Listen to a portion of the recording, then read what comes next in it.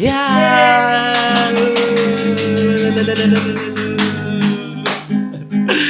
Kembali lagi Mas Dimas, kita tampil di Sebelum Berbuka.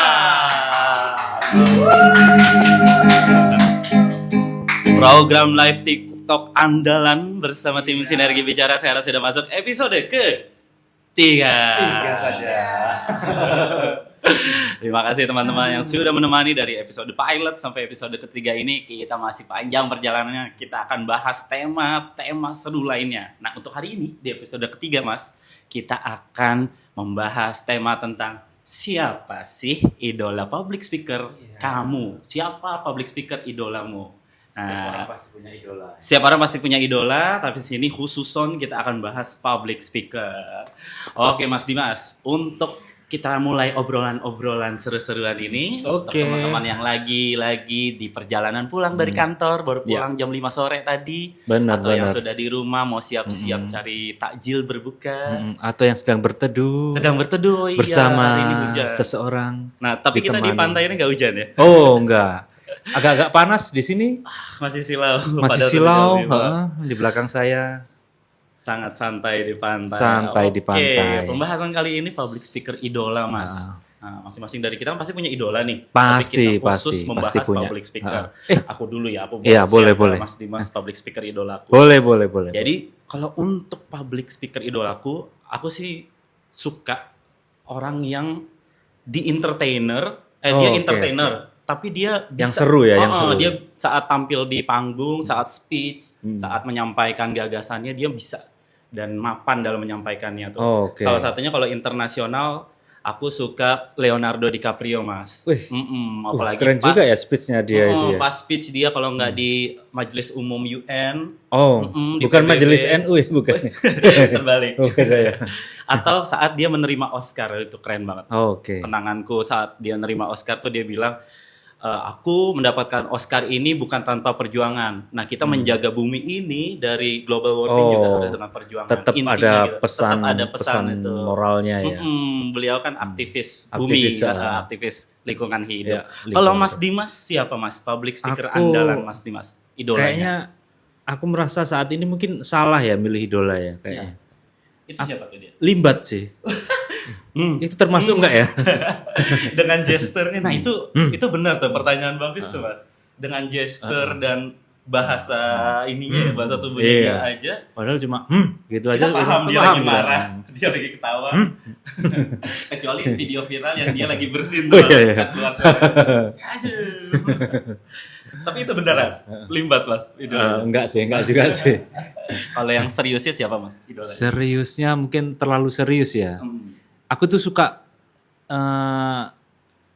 Cokro Aminoto. Cuma dia tuh, tapi kan kita nggak pernah ketemu langsung kita nggak. Karena kan kalau kata narasumber kita, narasumber yang masih secret, rahasia. Ya, public speaking itu kan pastinya tentang suara, tentang voice ya. Baik. Tapi kita seumpama kita nggak mendengarkan suaranya secara langsung, tapi kita semangatnya, terus apa yang disampaikan itu sampai, bahkan kan kalau kita lihat Cokro itu kan murid-muridnya kan ada Soekarno, Kingmaker, betul, kayak gitu, salah satu Soekarno. Nah, Soekarno kan cara orasinya kan sudah kelihatan. Nah, apakah itu representasi dari beliau? Nah, itu yang membuat sisi itu keren banget sih, Mas Dimas. Jadi benar juga Mas Dimas tadi sempat menyampaikan bahwa Cokro Aminoto itu kita nggak bisa menyaksikan secara langsung ya, beliau dalam menyampaikannya, stylenya juga, tapi kita bisa lihat anak didik-didikannya. Dia kan bapak kos loh. Betul, bapak kos yang melahirkan pemimpin-pemimpin bangsa. Nah, kita bisa lihat salah satunya dari Pak Soekarno ya. Gayanya, orasinya saat menyampaikan pesannya itu jelas. Dengan nada yang besar menggebu-gebu, jadi kita ikut terbawa semangat. Nah, tapi itu benar Mas Dimas tadi sampaikan bahwa dari public speaker idola kita, itu apakah kita secara langsung harus meniru, mengimitasi atau mengimpersonasi beliau-beliau itu secara plek-ketiplek, atau justru itu hanya kita ambil inspirasinya dan kita dorong untuk potensi kita bisa keluar sebagai public speaker yang punya ciri khas tersendiri. Atau sebenarnya kita nggak perlu punya idola, tapi kita bisa gitu? Bisa langsung ya. Nah, apa kayak gitu ya? Itu tuh. Itu pertanyaan yang sebenarnya belum pantas dijawab kita sih Mas. Sebagai public speaker bener. pemula ya kan. Nah itu gimana tuh supaya caranya kita bisa diskusi dan nemu jawaban yang membuat kita yakin bahwa untuk bisa memulai karir sebagai seorang public speaker, kamu nggak harus meniru plek-tiplek idolamu gitu. Terus atau siapa? Ke siapa terus kita itu kita harus bertanya pada siapa? Kepada rumput yang bergoyang. Itu menurut Bapak Ebit. Oh iya, pindah tempat dulu nih supaya tidak terlalu jauh. Lompat. Wah, jadi Ramadan nih. Jadi kita sampai di tempat yang representatif untuk mengundang yang akan menjawab pertanyaan kita tadi ya Mas. Bahwa untuk seorang public speaker pemula, apakah dia harus mengimpersonasi atau mengimitasi public speaker idolanya dia, atau hanya ambil inspirasinya aja. Nah, itu kita coba temukan jawabannya dan akan dijawab dan kita akan berdiskusi dengan guest star kita hari ini. Siapakah dia? Kita sambut. Deng. Selamat. Kak Putri. Selamat datang. Selamat datang Kak. Aduh, lama nggak jumpa ya Kak. Acara dengan viewers 1 juta setiap detiknya berganti. Kak Putri akhirnya datang. Aduh. Perjalanan gimana Kak? Jauh banget. Ada sekitar 3.000 tahun cahaya. Tadi kita di pantai tuh, makanya takut Kak Putri nyasar, kita balik lagi aja ke kantor Sinergi Bicara. Puasa masih lancar Kak? Alhamdulillah. Nah kalau tanya-tanya puasa masih lancar, nanti mau nemenin berbuka puasa? Boleh Kak. Kayaknya gitu, boleh Kak. Kita nyari takjil bareng, betul. Hari ini seru banget loh. Seru banget Kak Putri. Jadi tema hari ini tuh public speaker idola kita. Oke. Tadi udah saling sharing. Aku Leonardo DiCaprio. Mas Dimas itu public speakernya Host Cokro Aminoto. Nah, ada pertanyaan cuma. Lagi seru-serunya ngobrol. Belum pernah lihat orangnya. Bisa tahu kalau beliau seorang pembicara publik andal dari mana? Dari murid-muridnya. Kayak Soekarno, terus tokoh-tokoh bangsa lain. Jadi kan si Cokro Aminoto kan bapak kos. Bapak kos bangsa. Betul. Bapak kos bangsa. Dari beliau lahir anak-anak kos yang memiliki berkontribusi besar. Ada yang rata-rata orator ya, bagus di macan podium ya, rata-rata ya. Jadi itu termasuk enggak ya bisa dinamakan sebagai public speaker enggak ya? Atau praktek public speaking enggak ya? Itu pertanyaan yang bagus yang bisa dijawab oleh itu. Gimana? Ini padahal kita harusnya hari ini ngobrol santai tapi nggak apa-apa, kita samakan persepsi kita santai dulu. Aja tapi kita samakan persepsi dulu. Jadi kalau kita bicara pembicara publik, betul. Berarti tadi kan sempat Mas Dimas sebut nama Limbat ya. Iya. Beliau kan sebagai seorang talent punya kapasitas sebagai seorang performer entertainer gitu ya, tampil tanpa suara. Gitu tanpa suara. Terus di saat yang berbeda Mas Dimas juga mengidolakan sosok Host Cokro Aminoto, bapak atau seorang guru bangsa. Guru bangsa. Nah, kita memang nggak pernah ketemu langsung, tapi ini dua hal yang berbeda. Satu, menjadi seorang pembicara publik itu modalnya memang harus suara. Harus suara. Jadi mohon maaf Bapak Limbat dengan segala hormat tidak masuk kategori pembicara publik. Performer iya, entertainer iya, tapi selama tidak mengucapkan kata-kata, mode silent, suara gitu, itu nggak masuk kategori public speaker. Nah sekarang kita mundur tarik ke belakang ke sosok yang sangat fenomenal yang dari kos-kosan tempat beliau hadir berbagi pandangan, kemudian muncul nama-nama besar yang sangat berkontribusi buat negara yang kita cintai ini.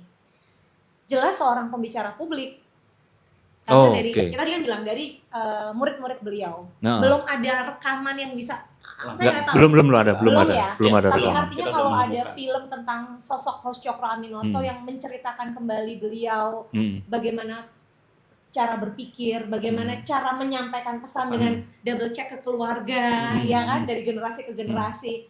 Well, ya itu masuk kategori public speaker walaupun kita nggak ketemu, nggak lihat langsung. Karena hari gini Gen Z, ini cerita menarik nih. Banyak juga yang mengidolakan sosok-sosok presiden pendahulu yang bahkan mereka belum lahir ketika presiden-presiden itu ada. Betul. Hari ini kita sangat mengidolakan Soekarno, kita tahu ada rekaman ketika beliau menyampaikan kemerdekaan, proklamasi. dan sosok-sosok besar lain. Jadi sangat mungkin sekali apabila memang ada cerita, sejarah di mana mereka itu berbagi informasi penting melalui vokal, verbal, dan bisa jadi secara visual, bisa jadi tidak. Bisa jadi karena Bung Tomo kita tidak hanya lihat secara visual, hanya suara saja, tapi beliau jelas seorang orator yang unggul. Oke, nah betul. Kita langsung masuk ke yang tadi sempat kita pertanyaan itu, Mbak. Kok jadi serius ya, mohon maaf ya. Harusnya kan nggak gini konsepnya. Tapi nggak apa-apa, kita samakan. Karena mumpung kami berdua di sini menanyakan bahwa untuk public speaker pemula seperti aku dan Mas Dimas, nah punya influence, punya idola, nah itu sejauh mana kita bisa menyerap ya ke dalam diri kita, itu influence dari idola kita itu haruskah kita plek-ketiplek mengimpersonasi atau mengimitate karena kita rasa public speaking seperti itu yang works, yang bagus, yang bisa menghadirkan dinamika audiens untuk tertarik mengikutinya, atau kita ambil inspirasinya yang baik-baiknya, kemudian kita munculkan karakteristik sendiri. Kalau pertanyaannya boleh nggak punya idola? Sangat boleh. Punya role model sangat boleh. Panutan yang influence cara kita berbicara, berkomunikasi dengan publik sangat boleh. Tapi tidak serta-merta kita tiru mentah-mentah, karena bagaimanapun kecuali Anda adalah memang seorang impersonator. Jadi memang profesi Anda adalah melakukan peniruan. Gitu ya. Makin presisi, kayak kita tahu dalam sebuah pertunjukan ada yang menyaru gaya seorang Beyonce gitu kan. Nah, itu impersonator.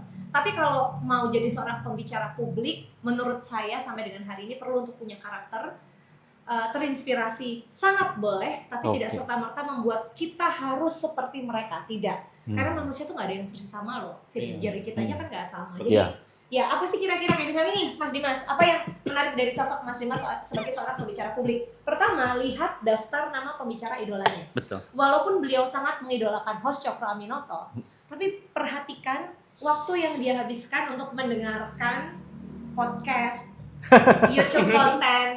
Coba, mostly yang disimak adalah stand up comedian. Karena sebetulnya passionnya adalah bicara dengan tone yang tidak terlalu serius atau casual tone. Jadi kalau diajak ngomong saudara-saudara sebangsa dan setanah air, tidak bisa Kak. Bisa dia menyimak, tapi tidak untuk menjadikan itu sebagai gaya komunikasinya. Karena kekuatannya di ini, bercandanya yang diambil. Sementara Mas Rio punya gaya yang totally different. Ya, seorang pembicara publik yang casual beda yang tertata. Yang ini kan nah tuh kan. Udah kan coba makanya tadi dia selain siapa? Leonardo DiCaprio. Yang lagi selain Leonardo DiCaprio pesannya jelas. Orang yang verbal message-nya kuat. Ya. Kalau untuk saat ini mungkin Pak Anies Baswedan dan Pak Gita Wirjawan. Nah, karena kelihatan banget ya. Kelihatan kan. Coba Anda kalau nonton YouTube channel atau podcast, siapa yang disimak? Nah, siapa ya? Yang paling sering disimak, paling sering. Coba sebut nama-nama pembicara yang paling sering ya mungkin ada macam-macam sih, Pras Teguh. Terus di BWK itu ada Rigen, terus tuh kan Hismi gitu ya. Hismi. Kalau ada song list, speaker listnya rata-rata ya yang pasti ada gimmick, ada plot twist pada pesan yang disampaikan. Ini tapi aku pengen tahu nih, yang lagi nyimak hari ini ada favorit siapa? Boleh tuh. Jadi teman-teman, berbisik, kami sudah share idola kami, public speakernya termasuk Kak Putri sebenarnya idola kami. Di sini teman-teman yang hadir, Kak Leo Boy, My Future Beyond, halo, silakan boleh sharing siapa sih public speaker idola teman-teman semua. Yang IG juga kalau mau berinteraksi, komen-komen bisa mampir ke TikTok kita sama @sinergibicara gitu. Oke. Halo Mas Yuda, halo Kak Fanyo. Halo. Kita lagi tema hari ini itu public speaker idola teman-teman semua. Most favorite. Silakan kalau mau berbagi pandangan atau berbagi. Ibu produser kita, Kariska paling mengidolakan siapa? Kariska paling mengidolakan siapa? Ini dong, muncul dong. Di balik layar beliau. Aku paling mengidolakan sebetulnya podcaster sih ya, karena beliau itu bisa nyari topik tuh ada terus, mengulik topik tuh sangat terbongkar, narasumbernya tuh bawa berita apa aja bisa langsung. Densu sih, aku Densu. Saat ini aku lagi suka banget sama Densu. Suka yang tipenya menggali ya? Menggali. Nah ini pertanyaan nih, ada Densu, ada Pras Teguh, ada Deddy Corbuzier. Nah, kenapa yang paling disuka Densu? Apa yang bikin seorang Densu tuh menarik cara berbicaranya? Aku tidak menyalahkan podcaster lain, tapi Densu itu tidak intimidatif ya kalau ngobrol. Jadi dia mengulik ya. Tidak intimidatif. Itu sih. Sombong aja ya. Iya, cuma sombong, pebasket sombong. Basket sombong. Gitu. Kalau memang Densu basket sombong, mampir ke live sinergi bicara.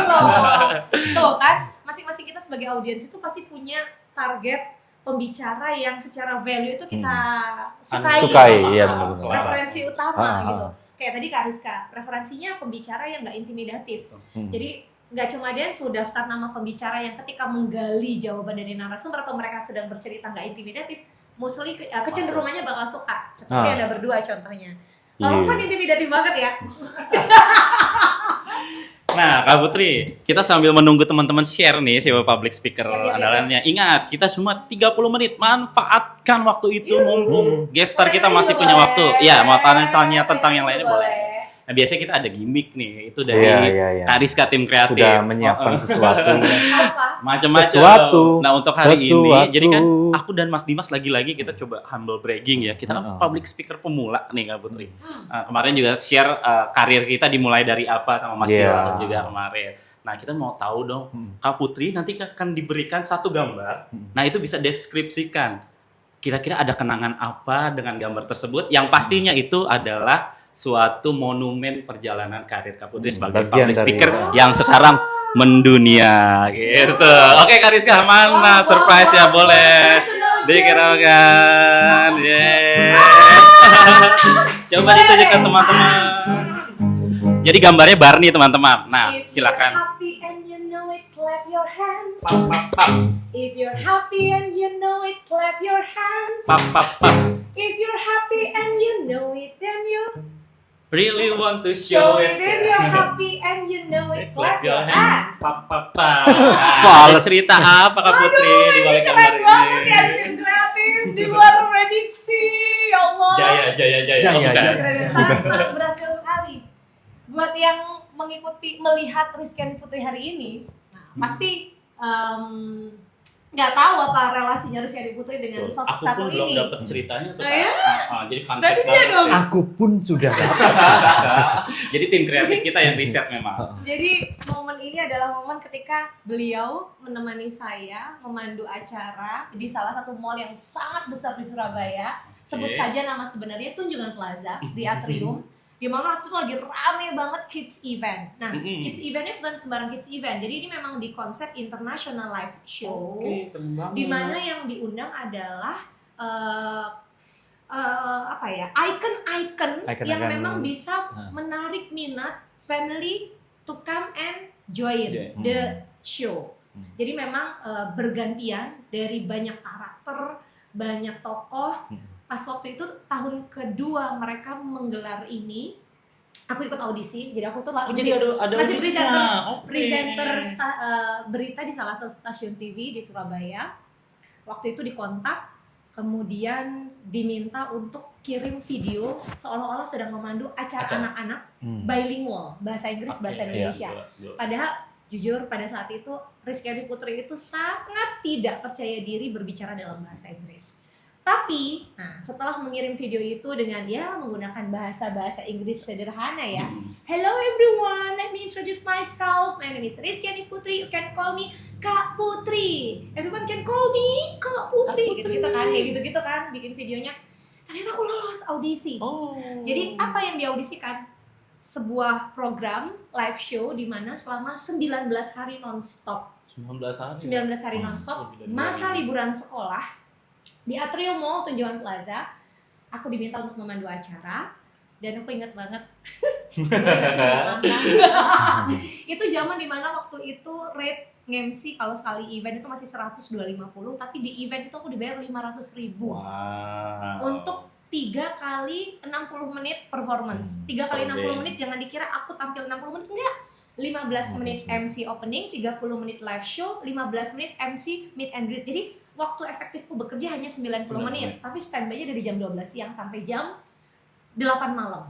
Jadi pada jam siang, sore, malam tuh aku memandu acara ini, dan surprisingly acaranya luar biasa rame karena ternyata pada saat itu publik Surabaya itu belum terbiasa melihat international live show di mana yang hadir, mohon maaf, pada saat itu kan kita sering mendapati boneka-boneka yang bentuknya nggak proporsional ya, di mana-mana.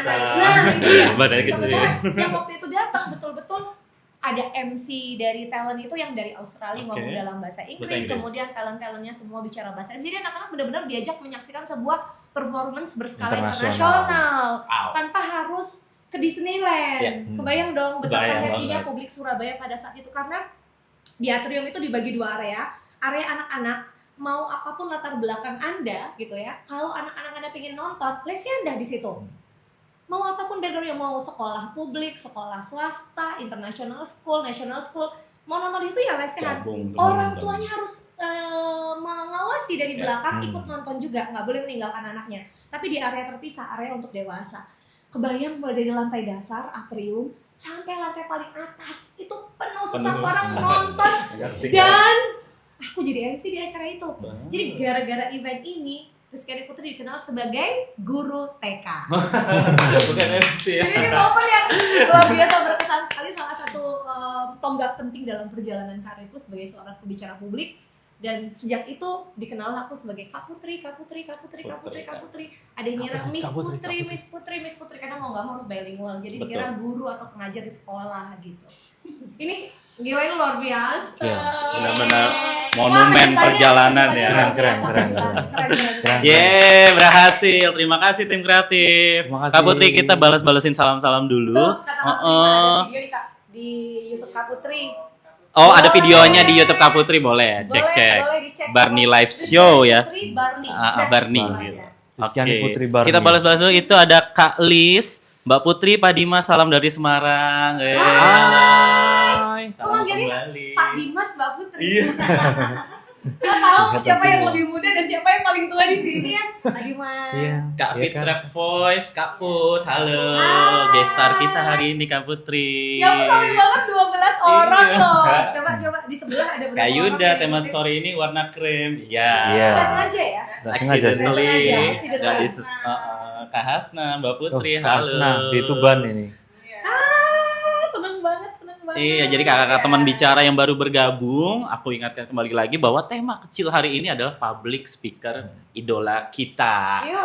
Tadi kita sudah setengah perjalanan membahas siapa saja. Aku ada cerita. Boleh. Kemudian sangat mempengaruhiku untuk berani tampil bilingual pada saat itu justru adalah dengan aku menyimak setiap acara yang aku pandu. Jadi dimulai dari acara yang international live show itu, MC-nya kan sangat profesional sekali ya, sangat terbiasa handling anak-anak. Bayangin mereka itu pakai skrip yang template sebetulnya, karena kan itu sebuah live show performance. Jadi mau nonton sesi siang, sore, malam sama persis.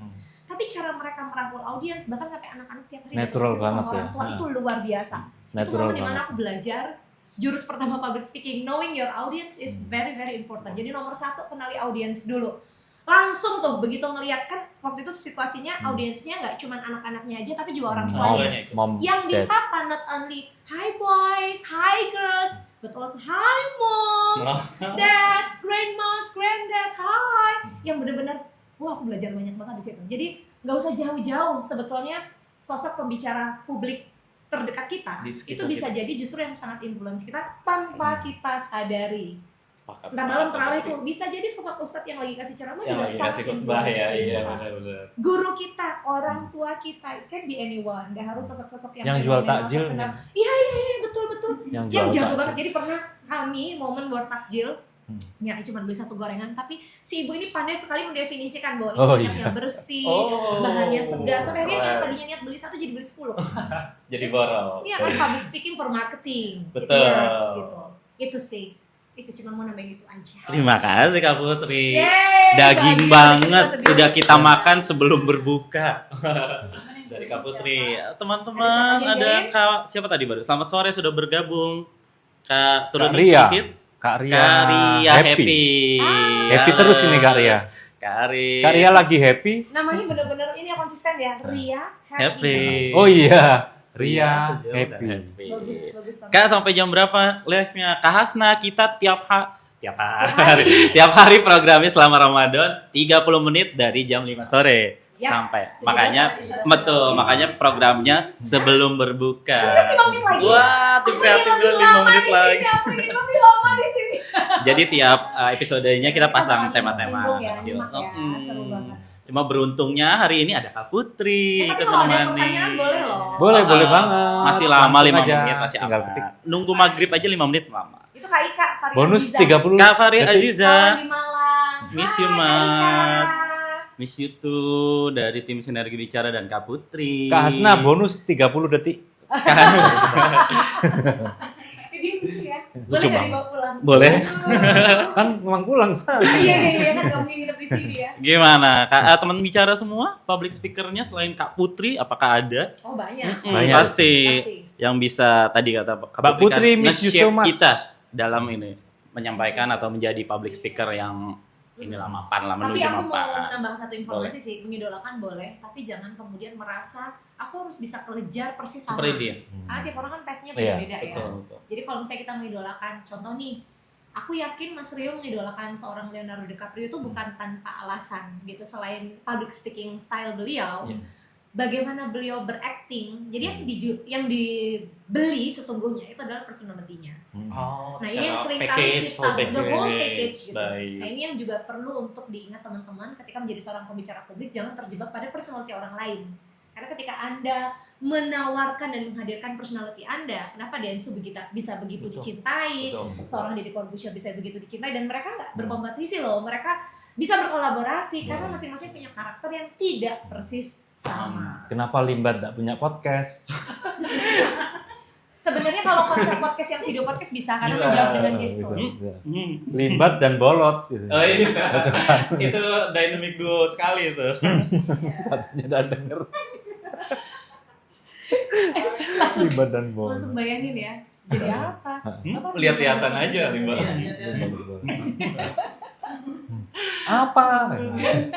Kak Laili Lutfia, halo, terima kasih. Makasih udah join hari ini. Udah siap berbuka belum sih? Nyiapin apa? Tadi ada yang miss you so much Mbak Putri. Iya. Iya itu tadi sudah dibaca. Oh sudah ya? Oh ini 31 berarti. 31 ini. Mungkin ada yang mau nanya. Mungkin ada yang Boleh. nanya. Ada Kak Putri pertanyaan. Ada atau pertanyaan. say Minta hai. pembuka. Halo. Aku pernah ditanya, Mbak Putri suaranya bisa kayak gitu makan gorengan nggak? Makan. Ice cream? Makan. Makan. Apalagi yang pantangan. Tapi penyeimbangnya apa tuh Kak Putri? Nah itu. Tapi dimakannya pada kondisi sedang tidak sibuk. Hmm. Karena kalau sibuk kan berpotensi oke. kondisi tubuhnya menurun. Jadi pas lagi kayak gini nih, lagi agak Mm-mm. banyak waktu luang, Ah. baru berani makan gorengan, ice cream, yang enak-enak itu. Jadi tetap bisa enjoy ya. Tetap, Lidah bisa bukan di- yang nggak ada macam-macam pantangan sama juga. sekali. Cuman ini sih catatan penting kalau memang lagi kondisi sedang kurang sehat, jangan berani-beraninya nekat. Karena kalau nekat, walhasil suara hilang tak bersisa. Sedikit Kak, yang paling parah mempengaruhi suara itu air es atau gorengan tadi itu. Kalau di saat kondisi lagi Iya. nggak fit. Jawabanku Kalau Kak Putri. kurang istirahat. Oh justru malah Jadi itu, mau Mas. gorengan, atau apa? es itu, tapi kalau istirahatnya cukup aman. Oh tetap. Baik. Baik. Tapi kalau udah kurang tidur, begadang, memang sengaja buat nggak tidur karena pekerjaan dan lain-lain, udah pasti ngedrop. Jadi memang daya tahan tubuh harus dijaga karena mau sehebat apapun seorang pembicara, secerdas apapun, sebanyak apapun publiknya, kalau nggak jaga kondisi vitalitas suara, nggak ada artinya karena vokal adalah salah satu kekuatan dari seorang pembicara publik. Iya benar. Sekalipun sesibuk apapun ya. Iya. Ini aku belajar hal penting banget dari Bambang Pamungkas. Wow. Oke. Jadi Oh, idola could be anyone. loncatnya jauh banget ya. Your loncatnya. idol could be anyone. Could be anyone. Ah, ini mind Suatu blowing. hari ada momen dimana satu brand mengundang beliau ke Surabaya, terus aku waktu itu dapat kesempatan kehormatan buat interview beliau pada saat Oke. beliau masih kapten timnas. Di Kapten. Timnas, baik. Pada saat itu, Mm-mm. nah ngobrol lah gitu. Apa sih makna menjadi seorang atlet bagi seorang Bambang Pamungkas? Beliau bilang atlet itu sebuah profesi. Baik. Dan untuk melakukan profesi harus profesional. Maka untuk profesional harus dijaga semua aset yang bikin performanya optimal di lapangan pada saat memerankan diri sebagai seorang pesepak bola gitu. Jadi memang harus dijaga. Nggak lucu ceritanya kalau seorang atlet itu kondisinya ngedrop karena kesalahan dirinya sendiri. Jadi latihan penting tapi harus terukur, jaga kondisi, vitalitas tubuh. Nah, detik itu waktu aku dengar cerita itu aku merasa kayak MC juga profesi, public speaker juga profesi. Dan jangan merasa bahwa modal untuk menjadi pembicara hebat itu ya yang penting Anda berwawasan, Anda jago ngomong, tapi lupa kalau ternyata harus ada aspek menjaga profesionalisme. Itu sih, itu benar-benar awakening moment buat aku. So, aku sampai cerita ke mantan pacar aku dulu. Oh iya. Yang udah jadi mantan. Aku cerita dia, aku ngefans banget sama Bambang Pamungkas gitu. Dan dia bilang, "Lu aja api Bambang Pamungkas BP20." BP20. Kak Putri ini ada pertanyaan agak tapi it's okay dari Kak Faris Aziza. Kak Farid Aziza. Mbak Put, lagi persiapan mau magister Ilkom nih, advice dong. Dan sekaligus menjaga profesional. Dan Kak Laili Lutfia, menjaga profesionalisme gimana Mbak Put? Kalau backgroundnya bukan komunikasi, berarti dari sekarang harus baca perbanyak referensi komunikasi dulu, ilmu komunikasi ya. Kalau backgroundnya bukan komunikasi ya satunya. Kalau loncat ya. Betul. Tapi kalau sudah ada background komunikasi, ya udah nyemplung aja karena sebetulnya itu pendalaman. Nah, ilmu-ilmu dasar komunikasi sekarang banyak banget ada dan disajikan dengan gaya bahasa yang sederhana di banyak buku. Jadi kalau memang nggak mau cari referensi buku yang berat-berat ya, buku-buku bergambar salah satunya yang pernah berkolaborasi dengan kita dan penerbit Rene Book. Mereka itu menerjemahkan buku-buku bestseller self development dan communication yang bisa untuk dipelajari. Penerbit Rene Book. Gitu. Terus gimana untuk menjaga profesionalisme? Nah, profesionalisme itu sesuatu yang kompleks. Kompleks banget. Ciri tidak profesional adalah udah mulai live-nya baru datang. Nah, enggak, itu memang segmennya kan seperti itu. Kita mengundang, nggak boleh telat. Standby 2 jam sebelum. Untung kita di pantai. Nginep tadi di pantai tadi kan. Profesionalisme itu kompleks banget. Jadi nggak sekedar tampil apik di atas panggung, tapi di belakang panggung pada saat komunikasi pra acara dengan. Berarti kita nggak bisa parsial gitu ya Mbak ya? Cuma sehari atau beberapa jam sebelum? Iya. Tapi harus konsisten. Profesionalisme itu identik dekat sekali dengan komitmen dan konsistensi performance. Nah, Kak Putri, kalau kukangnya sudah keluar, tandanya waktunya habis. Oh iya, oke. One last question kayaknya ya. One last question terakhir atau satu pesan terakhir dari teman-teman yang hadir di sini, silakan. Nanti ada ini message penutup dari Kak Putri setelah satu ini. Kak Aprikon atau yang lain ya, kalau ada pesan atau pertanyaan, satu pertanyaan terakhir, soalnya saya sudah ditempelin kukang nih. Waktu sudah menunjukkan persiapan berbuka. Kak Faris, terima kasih sehat selalu Kak Putri dan Mas Dimas. Terima kasih. Thank you. Sukses ya apapun yang diimpikan. Amin. Percayalah komunikasi itu adalah alat atau kendaraan kita untuk bisa dilihat dan didengar dengan cara yang baik gitu. Jadi jangan merasa bahwa menjadi seorang public speaker akan menjadi seseorang yang kemudian populer, bukan semata itu, tapi bagaimana kita menunaikan peran kita sebagai seorang pembicara publik yang berdampak positif bagi orang lain. Dimulai dari niat baik, kalimat yang baik, tujuan yang baik. Niat baik, kalimat baik, tujuan yang baik. Luar biasa. Dari beberapa episode kita ke depan kita beruntung banget di episode ketiga Kak Putri sudah mau mampir hadir. Terima kasih banyak Kak Putri. Jangan bosan-bosan karena teman-teman juga nggak akan bosan melihat saya dan Kak Dimas, Mas Dimas di sini selama bulan puasa. Kita simpen biar cukup ya buat bertiga ya. Dan tukang yang sudah menandai kalau sudah waktunya kita persiapan berbuka. Terima kasih kakak-kakak dari teman bicara yang hadir, yang sudah mau melibatkan diri, menikmati obrolan kita, berbagi cerita juga. Sehat selalu, lancar puasanya. Sebentar lagi kita akan berbuka. Jangan lupa dipersiapkan. Kak Frima, jaga kesehatan Mbak Putri dan seluruh tim SB. Terima kasih. Sampai jumpa. Selalu bertumbuh bersama Sinergi Bicara. Tapi besok kita masih ketemu lagi. Masih ketemu lagi. Di waktu yang sama. Tiap hari. Gak ada liburnya. Gak ada liburnya. Tim kreatif gak ada liburnya. Lebaran gimana? Tetap sholat Id juga. Lebat. Aku mudik. Anda tidak? Tidak. Ya, gimana? Dipikirkan. Jadi, untuk mulai jam berapa Kak Put? Kita mulai untuk sebelum berbuka selalu di jam 5 sore sampai setengah 6. Nanti 30 30 menit. Jadi tiap episodenya kita ganti-ganti tema. Terus juga kalau ada teman bicara yang mau hadir pada jam kita. Boleh banget. Boleh banget. Mau Boleh banget. sharing Langsung success sini. story, bahkan Langsung mampir. painful story boleh. Boleh banget. Boleh. Langsung diundang oleh Kak Putri. Tuh, datang ya. Jangan cuma nyimak secara virtual. Langsung Hadir di datang sini. sini. Wajah Datang. Anda Teman-teman dan IG cerita Anda datang. disajikan. Oke? Iya. Thank you. Kita akan ketemu juga sampai nanti apa tadi Lebaran. Jadi Lebaran. SB bertakbir. Banyak. Sebelum bertakbir. Kalau enggak sebelum setelah. Sebelum setelah. Terima kasih teman semua. Selamat berbuka. See you tomorrow. See you. Terima kasih. Salam dari Kukang. Ini Kukang. Halo Kukang. Ngobrol. Bye. Kayak TVRI.